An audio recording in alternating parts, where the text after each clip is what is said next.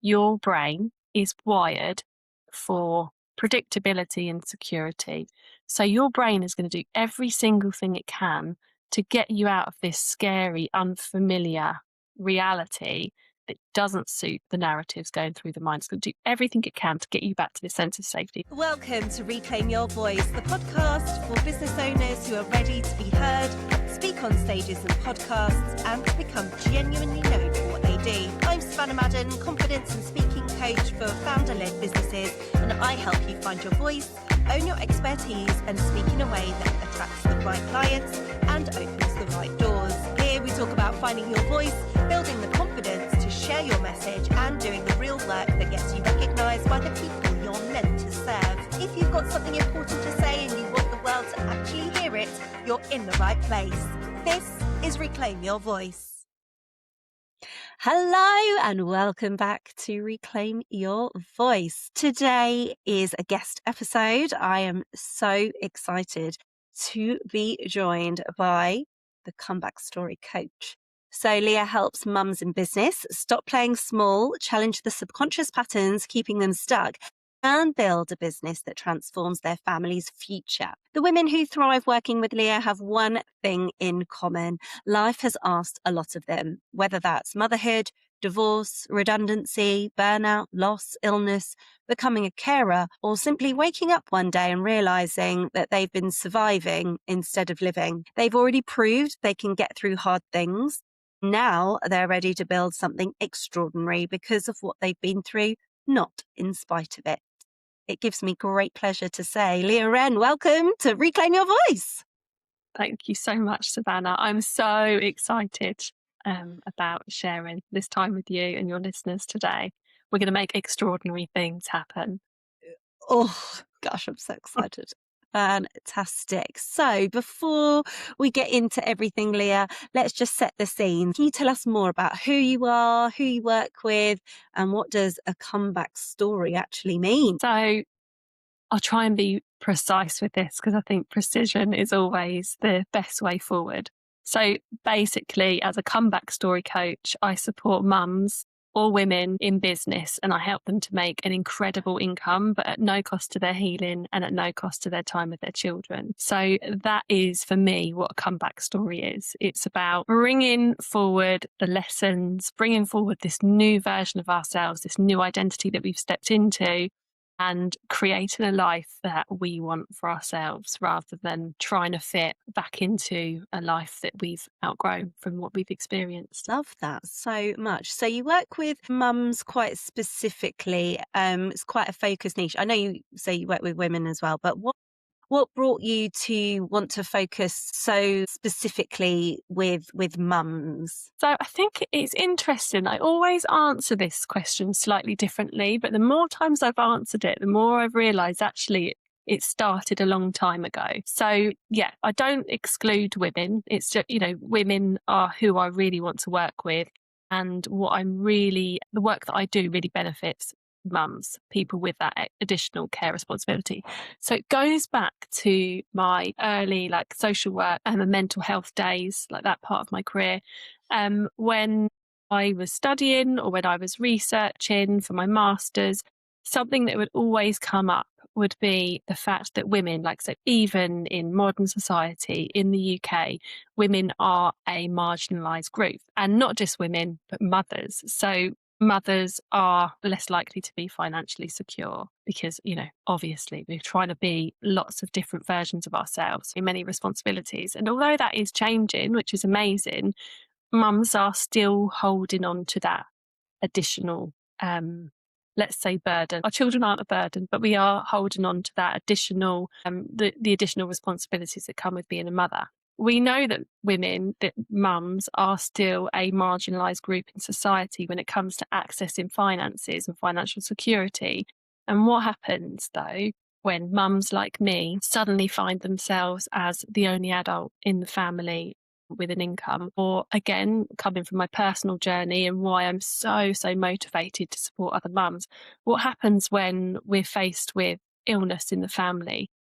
Sadly, my story is that my daughter was born really unexpectedly with leukemia and sadly died at 18 months old. And I Obviously, like my whole life has been shaped by becoming a version of myself who's able to hold the grief, the loss of my daughter, while also having to be the mum for my living children that I want to be, especially as a result of what I've experienced in the loss. The version of myself that needs to come forward, that I need to be present for my children, can't be stressing about income, especially as like the only adult in the family. So yeah, it's what I'm offering to the mums I'm working with is a way of saying, all right, this is hard. We're trying to deal with so much. Maybe the mums mums I've worked with have experienced mental health, physical illness, grief, and then also they're trying to build a business. But the trouble is, the business strategies that we are so freely given or can so freely access don't always fit the nervous system of the person, in my case, the mother, who is also trying to heal from life changing trauma, who's also trying to manage so much in her personal life. So basically, what I do in my business container, the Wren's Nest, which I might go into like the details of why it's called the Wren's Nest later if we get time.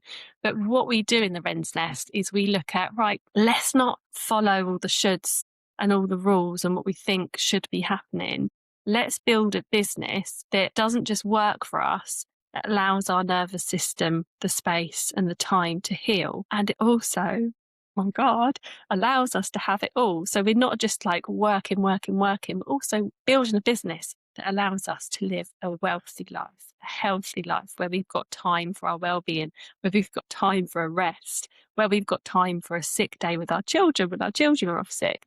That's what I'm trying to create for people, is just this. It's not that it's a new way of working, but it's just a new way of looking at things and trying to shape businesses that really do work for us and allow us to have financial security, regardless of all the things we've survived. Gosh, so much to unpack there, Leah. So, first of all, thank you so much for sharing with us your experience. And I'm obviously so sorry to hear about the loss of your daughter. Thank But I you. think it's so important for us to share these stories so that other people feel seen and supported, because no matter what traumatic or difficult experience people that you or we work with, people will always see a thread of something that Mhm, resonates with them, I think. So just sharing and being so open really, really helps people to move forward as well. And I think mhm, the message that you're trying to achieve and are achieving is so important in the era that we're in right now, the time that we're living in at the moment, because the whole being able to do it all is sometimes really glamorized, and that, you know, it should be sort of like a badge of honor that you can do it all. But actually, you're looking at what's going on underneath, all the ways that we can make it personal to each person to make sure that the nervous system is supported and intact.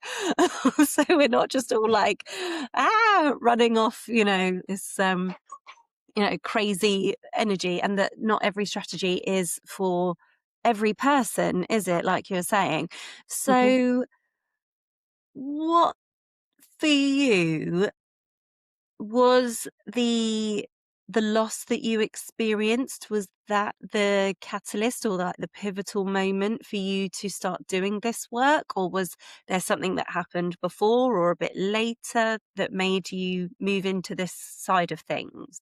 So I think there are a couple of moments, there are a couple of really pivotal moments. So little Maggie May, my daughter, who I mentioned earlier, she was born in 2016, so she'd be 10 this year. So it's been, you know, a period of time in my life where lots has happened. I've learned lots of lessons, but basically right at the beginning of Maggie's life, when I thought, you know, she was going to move through this, right up until the end, we did think that she was going to live a long, happy life and be cured. And what happened was I had my baby, like I said, completely unexpected that Maggie was poorly. I was a social worker at that point.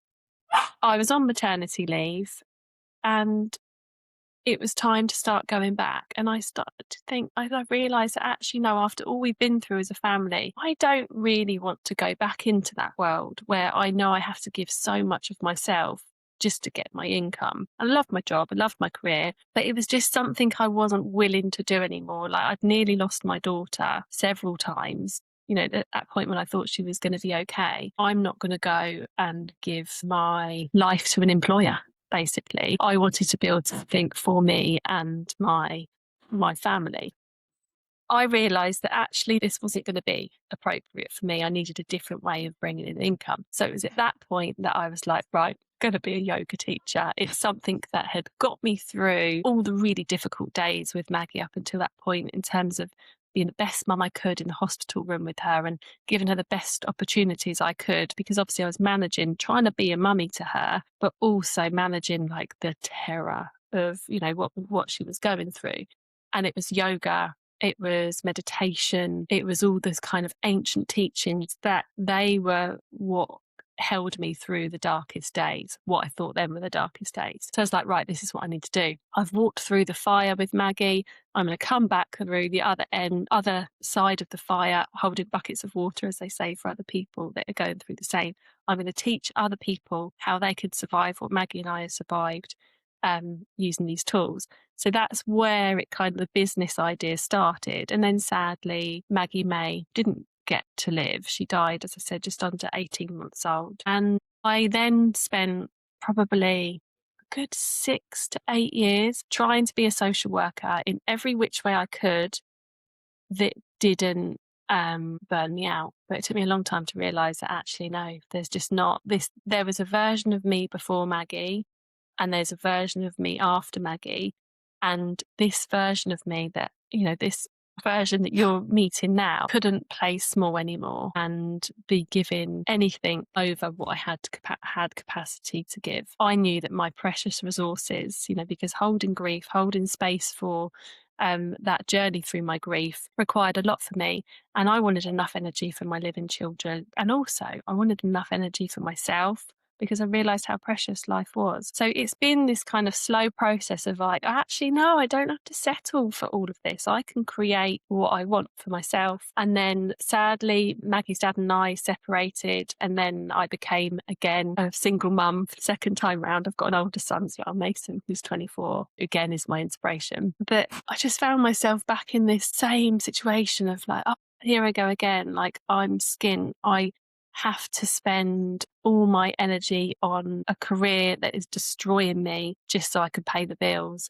And it's taken away, it was just chipping away at my soul, and it was changing the availability I had for my children. I wanted to be there for my children, my living children especially. I wanted them to get the best version of me. And then that took me down my own personal experience of business strategy and business coaching. And I was like, hang on, wait a minute. This has all been leading to, it feels like it was all leading to this, like this was always going to happen, because I learned the subconscious, like archetypes and nervous system and all like the teachings from that side of things, from the yoga and my interest and my background in psychology and social work as well, like lots of understanding in terms of lifespan development and how to support people through difficult experiences, support people through change, that sort of thing. So it kind of felt really aligned. And I was like, yeah, like I've got this. I've been taught the business strategy myself. I get it.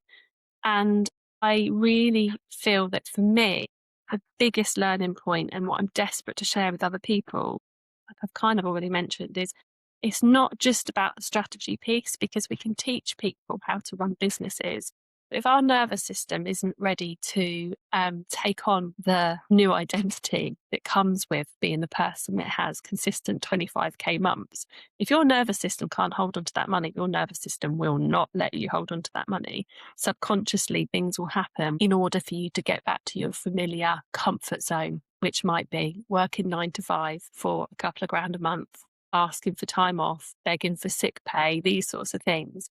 And then, yes, it kind of just felt, it was very much a journey for me. It led me to, really beautiful business where I get to help women who've been through a difficult time lift themselves up and not feel like anyone's rescuing them but themselves, which I love. And I really want to talk to you about identity because it's such a big part of what you do, and you work a lot with the subconscious. So what does it look like? You sort of alluded to it a little bit a minute ago. What sort of subconscious patterns are you seeing that are running the show in business, and what other sort of things are you seeing in your clients when they come to you first of all? So I would say the biggest thing I'm seeing, and something I am surprised when I don't see it, when someone doesn't have like some work to do around this area, is the sense of worthiness.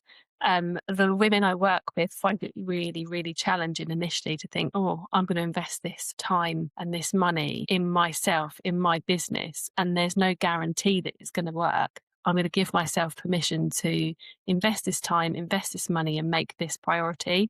That decision and that choice takes a lot of balls, excuse my language, but it really does. It takes a lot to be able to say, I'm worth this, my business is worth this, and my dreams are worth this. And yeah, it's a little bit different. It doesn't feel as secure as, say you've got a 9 to 5 job. It might not quite feel as secure setting up a new business. But what I've learned time and time again, and what the journey I see people go on, is actually that secure job that they thought they were in doesn't really exist anymore in this day and age. Like there's not really, even teaching, for example, that used to be like the safest profession going, but actually that's changing now. We're seeing more redundancies in teaching even, and we are seeing people having to do more and more, take on more and more responsibilities in their kind of employment. So actually it's not a safe option to just stay and get the pension and stay in the same job, because in reality when you kind of zoom out and see the big picture, it's not actually that secure. But to be brave enough and to value your dreams and this like yearning in your heart enough to say, no, do you know what? Right now, today, I'm making the decision for things to change. I'm making the decision to create this business and for this business to be my form of income. That is, I love it. I just love it. I love that moment where I like seeing that moment in people when they finally say, okay, it might be a bit tough, but I'm going to tell my husband I'm doing this, or I'm going to do this for myself. And for me personally, I had to make that decision when I was the only adult. Like I didn't know who was going to pay the mortgage each month. And because of the journey I'd been on this 10 years, I didn't have savings or anything like that. I'd just been surviving, like me and my family had just been surviving, getting through the best we could. So I was very much in this, like the alternative feels intolerable and I'm going to do everything I can to allow space for my dream. And it feels scary and it feels exciting and it also feels magical, because as you make that decision, you suddenly start seeing all the evidence that the universe is supporting you, or even if that's just your mind finding the evidence of all the reasons why this is working.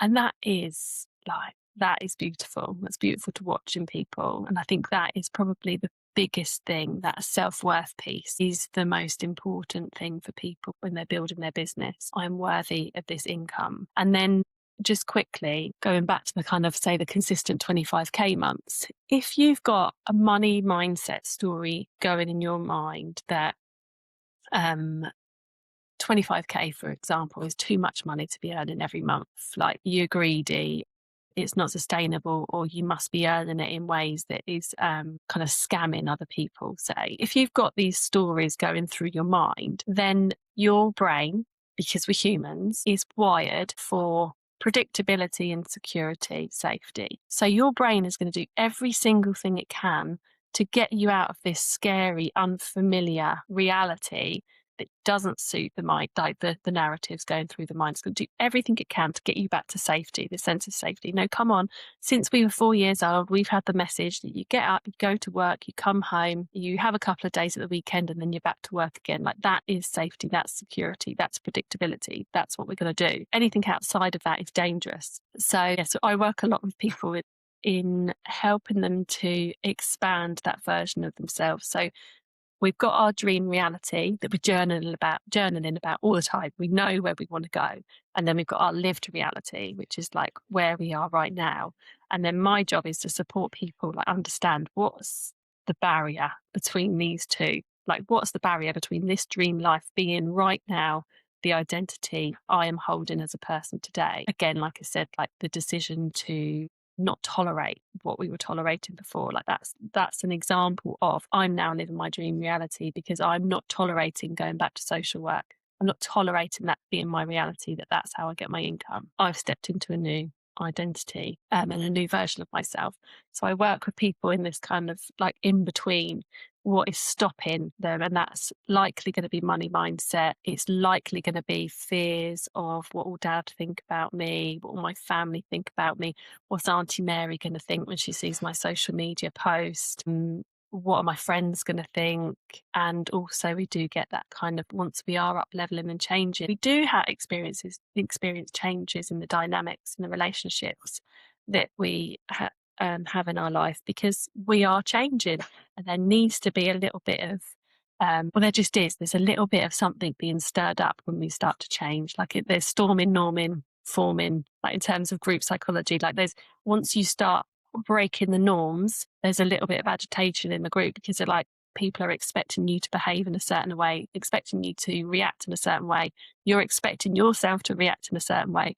And suddenly it's changing. So everyone's a bit like, where do I fit? What's going on? So that chaos or that friction is actually a really positive sign of growth and change. So hopefully I've answered your question. I feel like I might have gone around the houses a little bit, but they're the big things to see, like relationship changes, the identity of being that person that, lives that dream life, and the money, like the mindset in terms of allowing yourself to be that person that earns big money easily. I think so many people will resonate and relate to that. And there was something that I just really want to pick up on. It's part of sort of like the identity piece. And it's basically that thing of the workplace, the 9 to 5 kind of workplace is not built for mothers. Let's face it. And I'm very fortunate that I've never found myself in a 9 to 5 scenario being a parent. But I know from so many people that it's just not built, flexibly, and to allow mums to, earn what they're worth and to be able to be a present parent as well. But what I find absolutely fascinating is that in my other business, I'm also the owner of a theatre school, and I have a team of 10. Most of the people that work in my office team, actually all of my office team, are all mothers. And I've done that very strategically because mothers get stuff done. They are really good at prioritizing the most important tasks, and they are so efficient. And for me, that's really important in that particular scenario. And it just blows my mind that so many women's careers, kind of stop or don't grow at the trajectory that they want them to grow in a more 9 to 5 role, because it's seen as, having a career break is a negative, or having to work more flexibly is a negative.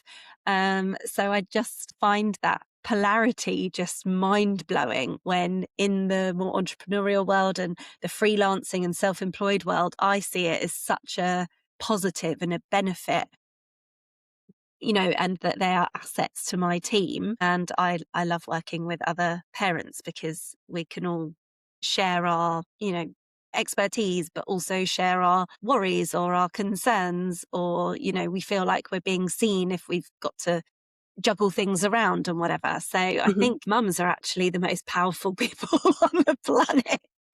We really are. We really are. And yeah, I think, and it's whether you identify as a mum, like whether you are a mum or someone who identifies as that person that's just like, on it. You know exactly what everyone's doing, where everyone's at. And yeah, it's like kind of this oversight, the overseer. You know what everyone's thinking, you know what's going to happen next, you know what's going to happen in 3 days' time. But that comes at such a cost, like holding that cognitive load, and also holding the identity of, I'm someone who just gets it done, regardless if I'm exhausted, regardless if the kids slept last night, the baby was up all night, or regardless of like the stomach bug that's going through the family, all these things. I think it's great that we have this, like we are like superhuman in terms of what we can manage. But what I would really love us to start to really recognize in ourselves is when we can stop, and when we can just say, can that hat off? And do you know what? I'm going to sit down and I'm going to do nothing, and I'm not going to feel guilty about it. And I'm not going to sit down because I'm so exhausted I can't stand. Like, that's not the reason, because that's not resting. Like, that's just exhaustion and like collapsing. I'm going to sit down and I'm not going to do anything for an hour. Oh my goodness, I dare you to try it. Like, if you're not used to doing that, it's just like, it is mind blowing how difficult it can be. And yeah, thinking of all the things, and you get your phone out, go through your notes or write a list. Like, don't let yourself do anything like that. Don't let all these thoughts of like, oh, you need to do this at this time. And like, go and practice that. And for some of you, you might need to start with like 10 minutes. An hour is just going to be too long, like torture. But go and see what it's like to sit down for 10 minutes and not be that person holding it all together. That is a challenge and a half, Leah, isn't it? Challenge accepted. Everyone should send Leah a DM after they've managed their first 5 minutes. I've managed 5 minutes. Now I'm up to 10. Yeah. Oh, goodness me. I definitely need to start taking part in that, because recently, a little bit more, I've been realizing that as soon as I've got a moment's peace, I'm thinking about the next thing. I'm like, oh, this is a great moment to start thinking about something else. I've got 5 minutes. Oh, what could I do in 5 Yeah. minutes? I'm a time filler all the time. Like, oh, what could I get done in 5 minutes or 10 minutes or however long it is? So yeah, I'm really, And I'm that's really going to be bad the for that. patterns that your brain, so your brain is Mm. basically, let's kind of say, addicted to that pattern, because all the neural pathways are built around that. That's just what my brain does. Right, got a little moment, like there's less kind of demand coming in, like in front of me. And your brain's like, oh, when we do this, I do this. And I'm going to give you a bit of cortisol, because you need to remember, it's got like this program that will start to run. So it's also fine just to notice, like, oh, this is what's happening right now. And you don't need to change it. You just need to be like, oh, I see what's happening. My brain spotted that I've got 2 minutes, and now it's trying to kind of fire all this stuff at me. But you can bring your logical brain in and say, but all that is going to be, there's no reason why I'm not going to remember to do that when I sit down at my desk and I've got time, or I know that you can close the loop. I know I've already written that in my, to-do list or whatever. Close the loop, go on to the next thought. That's okay. Allow that thought to come and go. And I think meditation teaches us a lot, because any kind of meditation or mindfulness will teach you that it's just noise, and that's okay. Like, your brain is going to be wanting to look for the next job. But a bit like if we were sat now, so for instance, I'm sat next to my window, and occasionally it can be really noisy on the road, but I don't notice that road noise. It just happens. My brain just like allows that noise to just not be processed. And that's exactly what we're trying to do when we are trying to rest or use mindfulness or meditation. It's not that we're trying to stop that road from moving, because those thoughts are going to be going past every minute. It's not that we're stopping it. It's just that we're zoning out, we're taking our attention somewhere else, and we're trusting that road's going to be exactly where we left it when we have the time to deal with some of those thoughts that are moving through. That's a great analogy. It's a really good way to, well, particularly for my brain, like, I completely understand that analogy, which when I understand why something might be happening or how I could potentially move forward with it, I'm like, that's a really great way to think about it. So yeah, that's a Yeah. fantastic piece of advice for that one. Mm. So I know that you've said as well about, playing it safe. Actually safe at all. We were sort of talking about, oh, maybe go back to that 9 to 5 job, sort of thing. And we have touched on it, but I just want to go a little bit deeper into what is the cost to one's family, one's lifestyle. Yeah, I'd just love to delve a little bit deeper into that. What is the cost for them if they don't follow through with what they say they're going to do and take the more, for want of a better word, safe option? So there's two things in that. There's the kind of safety, and there is the role of the safety. When I say safety, like, it's about what is that role of the safety there that we are allowing to play out in our reality, and what is it that happens as a result of us pretending that we're fine. We're fine. Oh no, this is all right. Like, going back to me, I use myself as an example again. Like, oh yeah, I'm fine. I love social work. Oh yeah, I'm really good at it. It's fine. The cost is that my nervous system was under the most insane strain. I like, burnout was just part of my personality. Like, I just thought that's part of my identity. Like, oh yeah, I just get really burnt out. I cry at anything, like, all of a sudden. And that's not normal. I just thought it was normal. Just thought it was me. Oh yeah, I do get a bit emotional. No, I don't get emotional. But when I'm so exhausted that I can't function, that's one of the things I do. One of the things I do is just burst into tears. Like, I wasn't crying around clients and stuff like that. I mean, just like crying on my way to work or crying at colleagues. But that's the cost, is like pretending you're fine is your your body's having to hold, like really hold the weight of living a cognitively and physically demanding life, where we are, instead of going with the flow of things, where we're just like floating down a river, we are swimming up tide all the time, like a fish trying to swim upstream. It exhausts us. It fills us with cortisol. It doesn't allow the body any chance to. So I'm trying to be really like not go in too deep with things, but basically I'll quickly explain like the parasympathetic nervous system, like rest and digest, and fight or flight. That might be something that you guys have already heard of. So fight or flight is when the nervous system's like there's a threat. And back in the day when we were living in caves and we were living a basic life, that threat would be saber-toothed tiger. So your brain is going to flood you with cortisol, with all the things it needs for you to quickly get yourself out of danger. It's going to take the blood flow away from your more logical brain, and it's just going to help you to instinctively stay safe. Like that startle response, if there's a loud noise and you suddenly jump, that's because you're in a state that the body knows you can just like burst into a run at any moment. So if you, for example, find yourself startled really easily, that's a really clear sign that your body's feeling quite unsafe for a reason. It senses a threat. So in the days of the saber-toothed tiger, you'd see the tiger, you'd get that blast of cortisol, you'd get the twitches in your muscles, and you'd just run. And then the running, like the left, right, left, right, left, right motion, like that's why exercise is good for us, naturally counteracts that blast of cortisol that you've just got to get you out of that situation. And then you're breathing in and out really quickly to recover. That's actually really good breath work. Like it's taking the body back into, so once the danger's gone, once you've run away from the saber-toothed tiger, you're into that breath work, that breathing, you're in a safe space. Maybe you're back in a cave and it's dark, it's safe, everything's going to be okay. And your body's doing all the right things for you to recover from that saber-toothed tiger fear. And now it's recovered, it's had the movement, got rid of that cortisol, and you've got some oxytocin going around your body now as you relax, and you've done the breath work, and you're in your cave, you're all safe, and you're in now what's called rest and digest, which is your body feels safe enough to sleep. And that's where you're sleeping through the night. Your body feels safe enough to digest your food fully, not just kind of like try and get it out of the way as quick as possible, because a lot of the time in fight or flight, our body wants us away from that saber-toothed tiger. So you might get a funny tummy, you might get loose stools, you might feel sick, nauseous. That's because your body wants to get everything out, like purge, so you can run away from this saber-toothed tiger. But in our world, it's not a saber-toothed tiger. It's the worry about what people will think about us, or what our boss is going to say in 2 weeks' time or tomorrow, or like they're not real threats. And we don't use the body in the same way we would in the original environment. Like we don't run away from our boss. Well, some of us don't.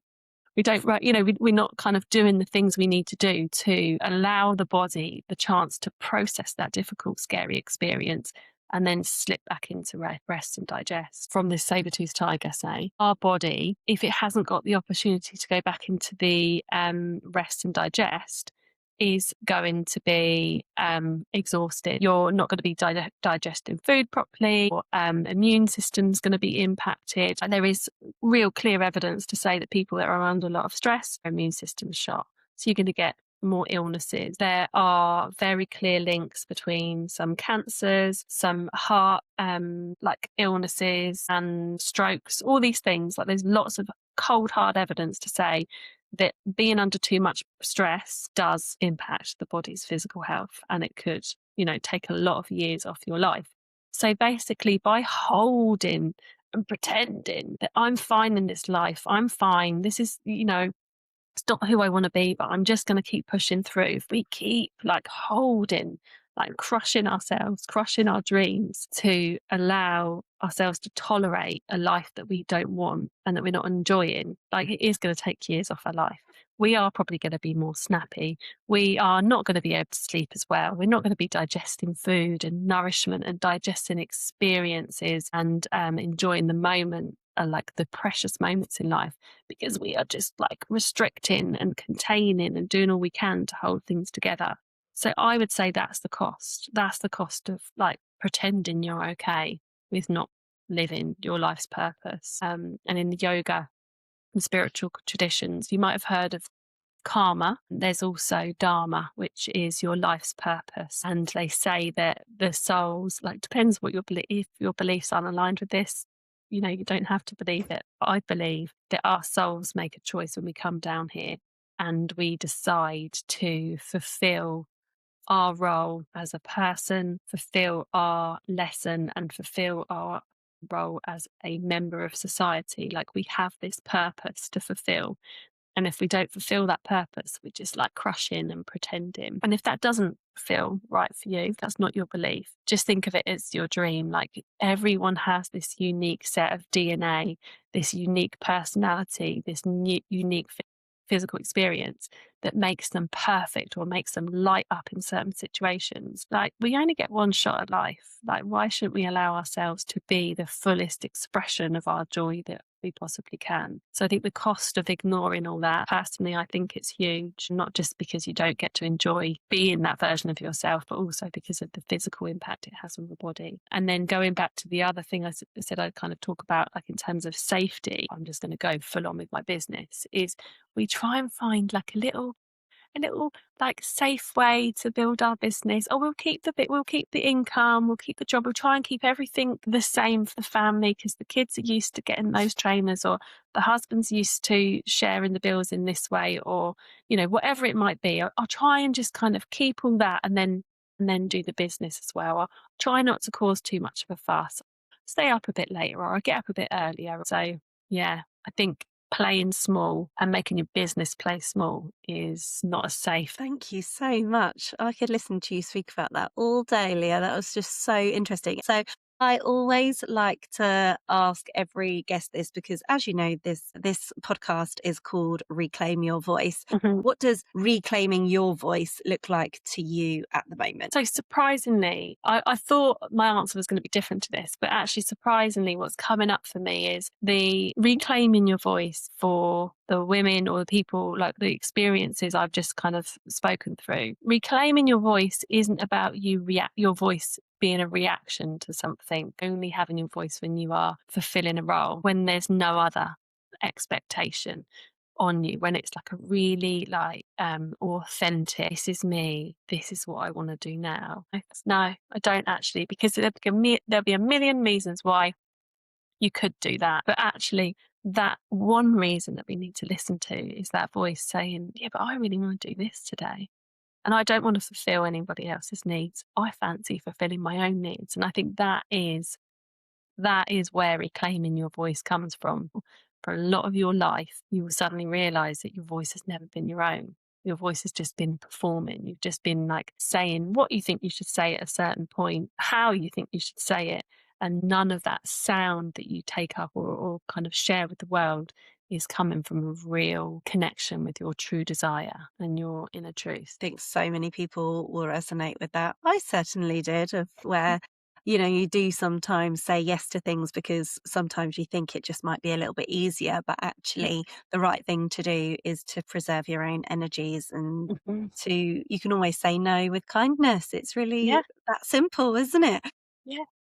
So thank you so much, Leah. Where can we find you? Where can we connect with you? Where are you hanging out? So the best place to find me is Instagram. It seems to be the place I hang out the most. So my tagline is Comeback Story Coach Leah Wren. And then there's also my website, Leah Wren. So Wren with a W, leahwren.com. And you'll find my latest offers and things there. Fantastic. And we'll link all of that up in the show notes. Thank you so much for joining me today. And I'll speak to you very soon. Amazing. Thank you. Thank you so much for being here and for listening to this episode of Reclaim Your Voice. If today's conversation resonated, head to the show notes where you'll find my free audio gifts. And if this episode helped you in any way, it would mean so much if you shared it, rated or reviewed the show. That support helps these conversations reach the people who really need them. You can also watch the full episode over on our YouTube channel, and we'll see you in the next one.